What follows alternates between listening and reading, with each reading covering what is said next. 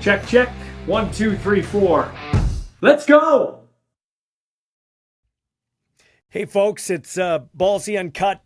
This is an episode I didn't expect to air individually. I wanted to have it with the Joe Lazito interview I did. Joe Lazito is a Rough Rider fan that had survived the deadly subway attack and actually ended up subduing a guy who had killed 4 other people, and nobody knew that when he did it. So Joe joined me on the last episode of Ballsy Uncut. You can check it out, X, Facebook, YouTube. I apologize for my audio because my microphone didn't work. It was through my camera microphone. I've made sure all the I's are dotted and all the T's are crossed. So this is working.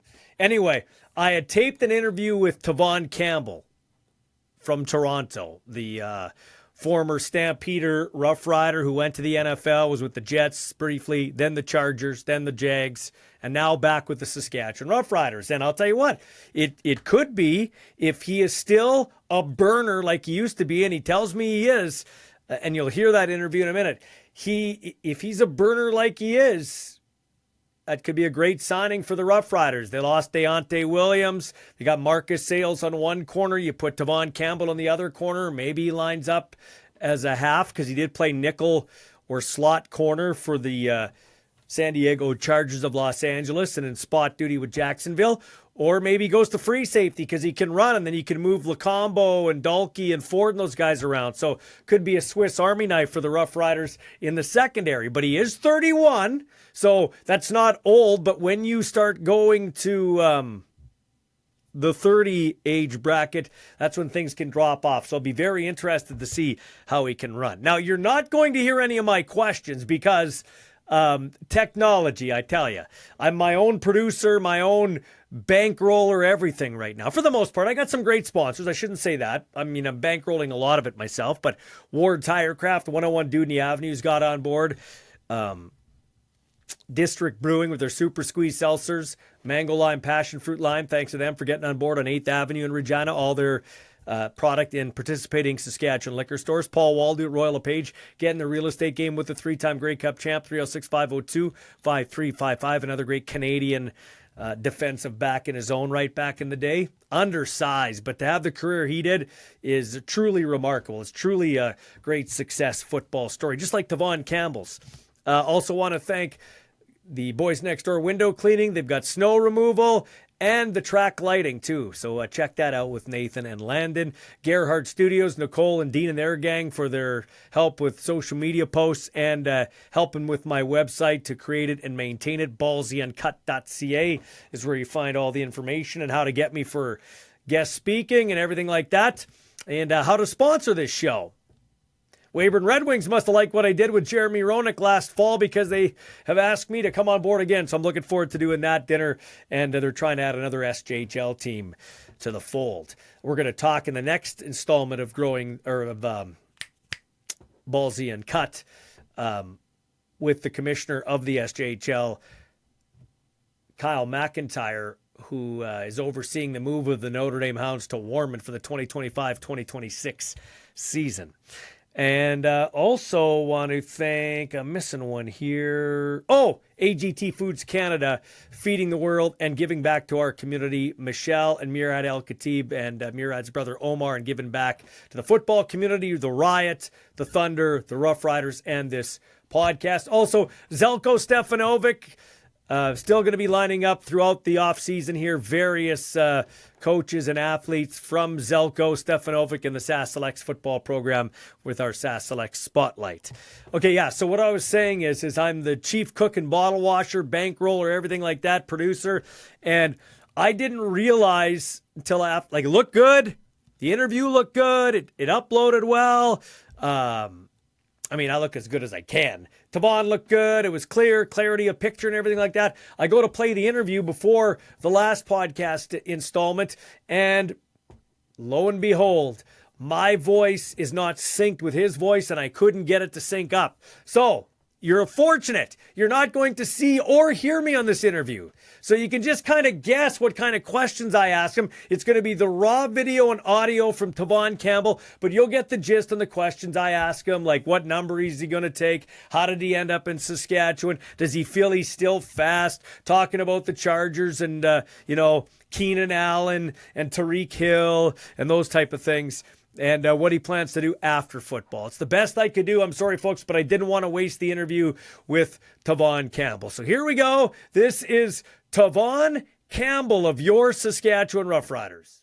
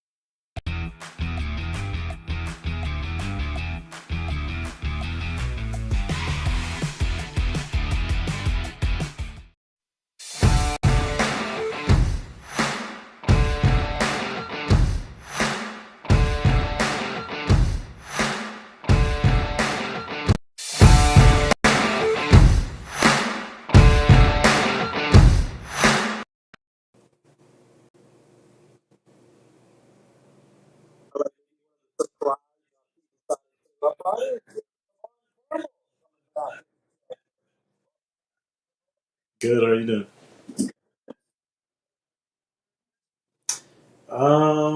I think I'm going with 26, the old number. Yeah,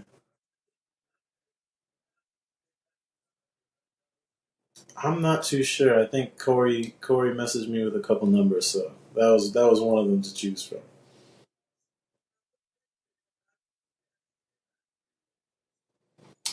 Just long conversations and just the old roots.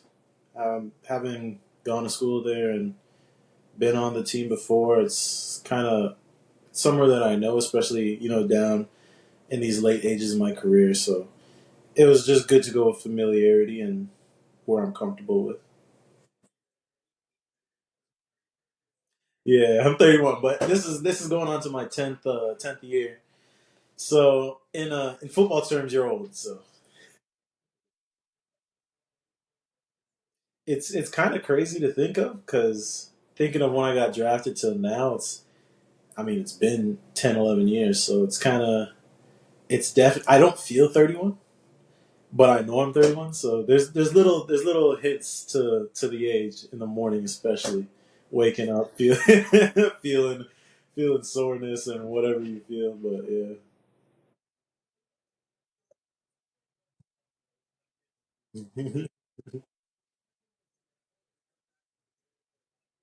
Yeah, yeah.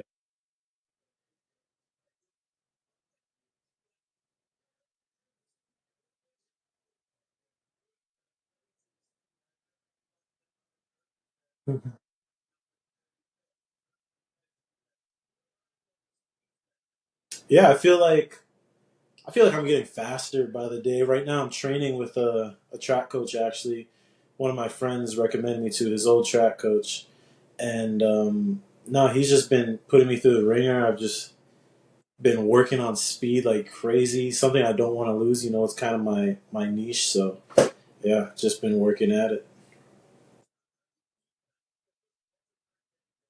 Mhm.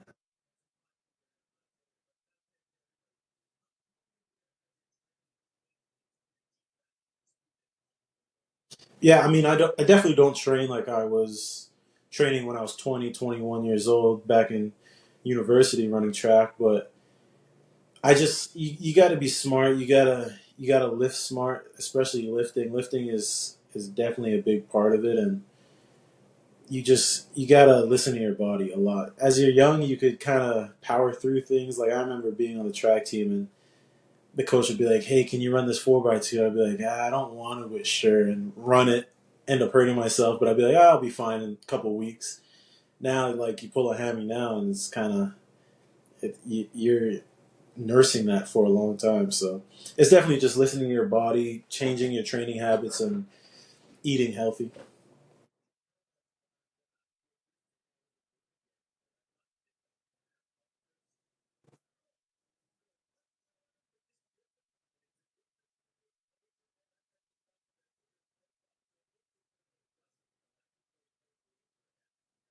No, it's funny because I was talking to someone about this, and I'm like, man, I could barely remember like counting formations in the CFL. It's just been so long, but yeah, no, it's definitely going to be a transition, but I think it'll be a smooth transition just having done it before and being familiar with it. But I don't know. It definitely is a lot of running because the field's longer, the field's wider, the downs are quicker. It's yeah. I'm gonna have to get used to it.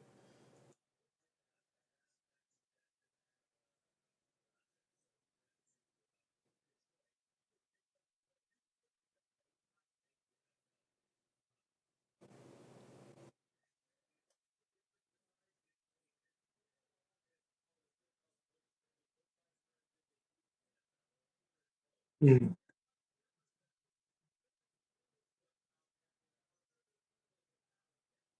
So that's the thing. There's not the hugest talent gap. Obviously, you have those guys that are number one receivers in the league, and they're good. They're talented guys, but there's a lot of guys in the CFL that I went against even before, and I'm thinking like, man, this guy's good enough to be in the NFL. Like when I went to the NFL, and you're going against certain receivers. There's some receivers in the NFL that are on the practice squad that are better than the guy starting, and it's kind of crazy to think because a lot of the guys on the practice squad don't end up making another roster. They get shipped to the CFL, and then they end up being standouts there. But I think if they just had that opportunity, that chance to play in the NFL and play on the big stage, they would have made it. They would have done well. But the talent gap is like not that crazy, not that big. There's guys competing at every level, and especially because a lot of the guys there, they go to the same schools. They're in the same program. They're on the same teams, and they're just alike. Like they're just the same talents. And I don't know. The gap to me isn't like the craziest biggest gap. I think that was the best part about my transition was I was going from guys who played in NCAA schools who were good in the CFL. So that kind of warmed me up for the NFL.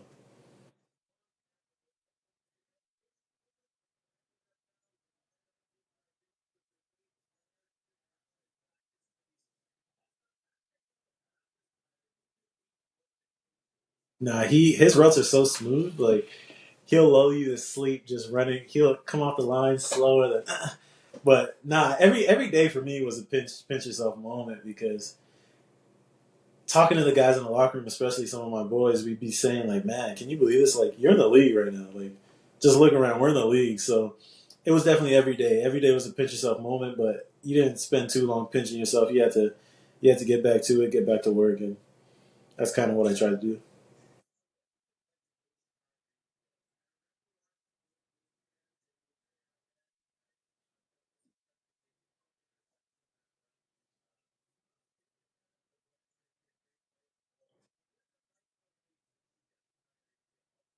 No, no, I'm fast, but boy, it's a track meet. That he's fast, but he's also quick. Like he's just quick off the line. He's quick in acceleration. He gets the top speed fast. So that was kind of the game plan going in. Like, all right, I'm going to be a nickel. He's going to be in the slot. So we want you to kind of follow him. Where we were playing man a lot that game, and I think I was playing special teams too. I was gassed, and I just remember running with him like 6, 7 plays. It got to a point where I just started cramping up. I had to say, "Coach, come get me because I'm tired." I was down bad. We played like 70 something snaps that game. Man, the stadium was going crazy. It was loud, but no, it was a fun game. But it's definitely when you're going up against him, it's a track meet because he's gonna run, he's gonna sprint 30 yards, he's gonna come out the game, and you're still in it, and then he's gonna come back in fresh, sprint another 30, run over the field. Yeah, no. You gotta have your hammies ready.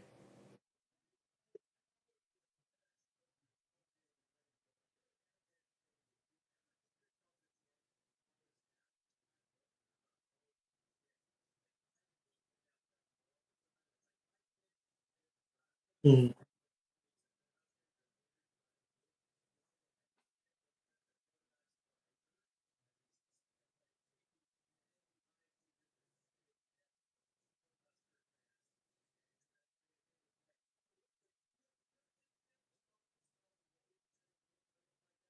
I would say more when I'm on the sideline. Like when you're on the field, you're kind of just you're zoned in, you're locked in. But on the sideline, definitely you take a look around. And I wasn't the person to talk to the crowd much or turn around or do anything like that. But once in a while, you take a little look and you're like, man, there's a lot of people out there. There's a lot of red, and especially that game because we ended up winning that game. And I just remember being in the end zone with some because they had to do a Hail Mary pass.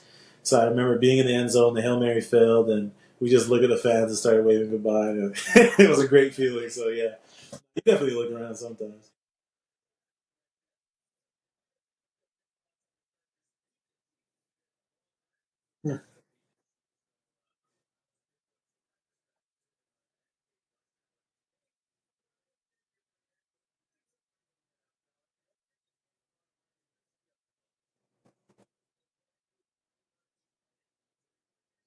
I mean, it's like what I said before. Like I'm old in respect to playing football, but I still feel like I got it. So like even when I was in the league in the CFL back in 20, I want to say it was 2016 or 2017. I got an opportunity to play with Canada Sevens rugby, and I was playing with Montreal at the time, and I'm like, yeah, why not? Because like I'm still able to do it. I don't want to look back in 10, 15 years and say, man, I wish I did do it, and I wish I had that opportunity again. So I think it's just seizing the moment, being in the moment. I'm healthy, I feel good. I could run. I'm fast. I'm strong. So as long as I could still play the sport, I feel like I could go out there and give it my all.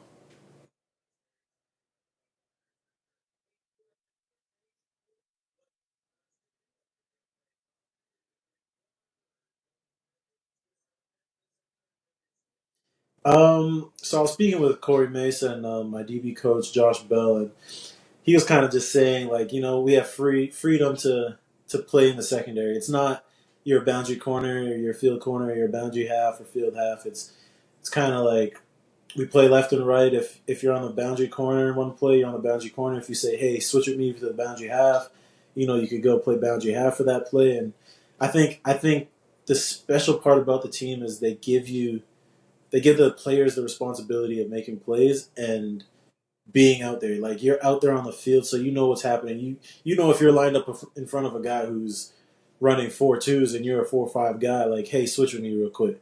Let's make the matchup worth it. So, no, I think that's kind of where they're leaning towards going.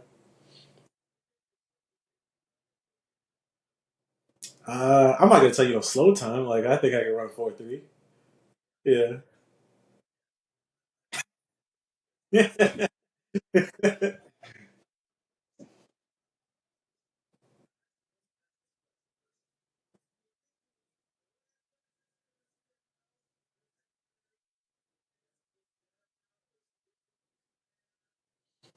I wouldn't say you need more athleticism.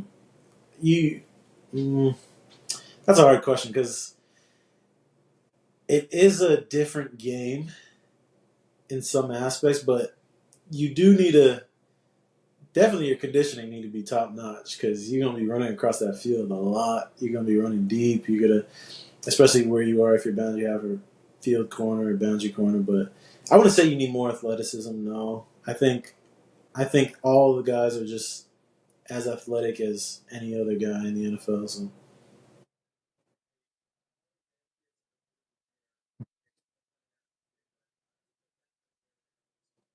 it's usually laid down, so it's kind of flat. But I remember sometimes when like during wet games it's the worst because it's just I don't know, I just hate having wet hair, but it's easy to put on. I changed the helmet size obviously, so I think back in college I was a large, but now I gotta go XL because my hair's so big, and especially I changed the helmet type because some helmets fit tighter than others.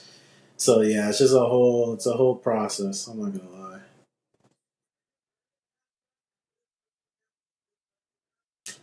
No, I don't wear guardian caps. I obviously I didn't like it when I was in practice. I just hated it. And it was more because it wasn't the fact that I had something else on my helmet. It made your helmet heavier for one, and then sometimes when you're like in the heat of the moment with the receiver, the guardian cap would slide down over your eyes and over the visor part. So that would kind of blind me sometimes. So I hated wearing that in practice. So no, I don't see myself going the guardian cap route in games anytime soon.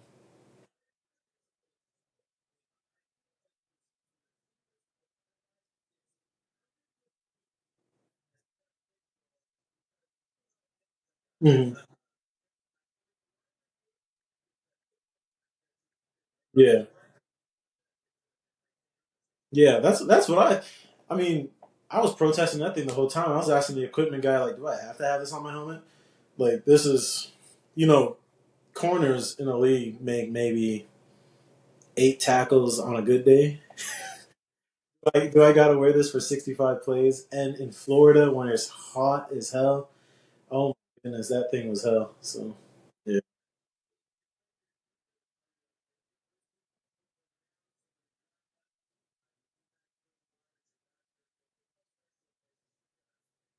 I mean, it's special. My son was born there. My fiance's from there. It's where I started my football career, where I started my track career. So no, I got my degree from there. So yeah, it's definitely a special place. It holds a spot in my heart. So yeah,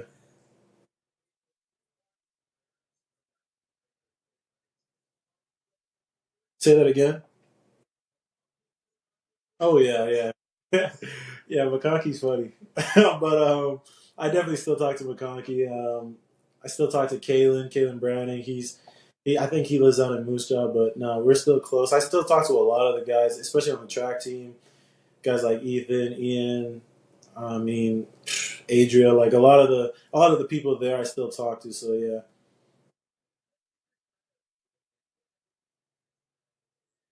So a lot of people ask me that question. Honestly, I try to give you answers, but I don't know if it's the right answer. But my coach, when I played for the Thunder here in Toronto, his brother went to the Rams, and he kind of had a pipeline to go there. So I spoke with the defensive corner. I spoke to the head coach. They brought me up for a visit, and I liked it. I liked how far it was away from home. I didn't want to be close to home. That was one of my things. So yeah, I went out there. They were my first offer, so I kind of felt loyal to them in that sense, and I didn't turn back.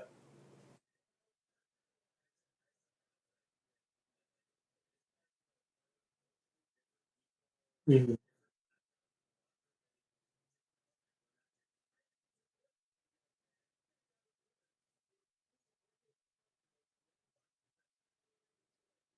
Yeah, exactly. Especially, I didn't want my mom to be like, "Hey, don't do this, don't do that." I just wanted to be away from family, somewhere I don't know anyone, like a new start, a new beginning. So, yeah, it was definitely good to go far, be on my own, having to find a way to make it, and yeah.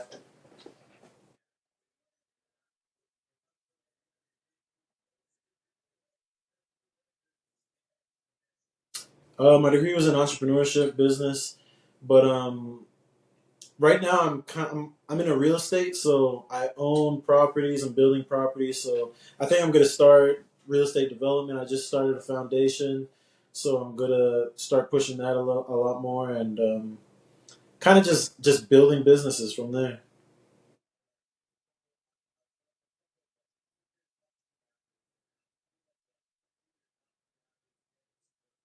Top three athletes.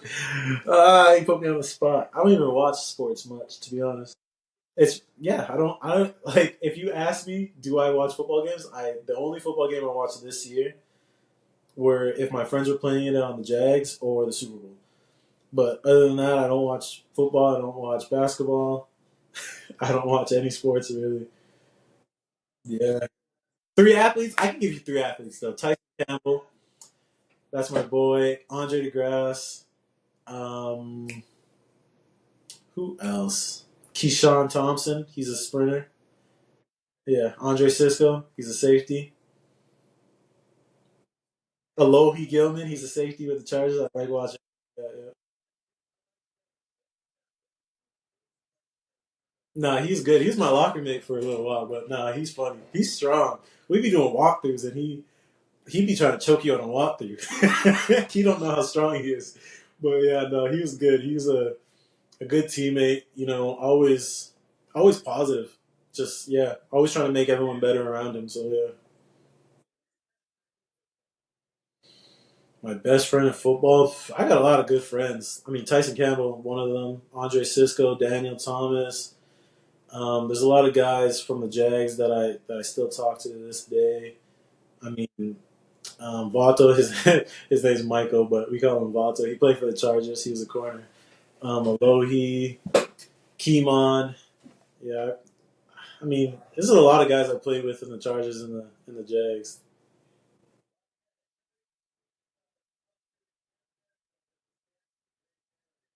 Yeah. Mhm.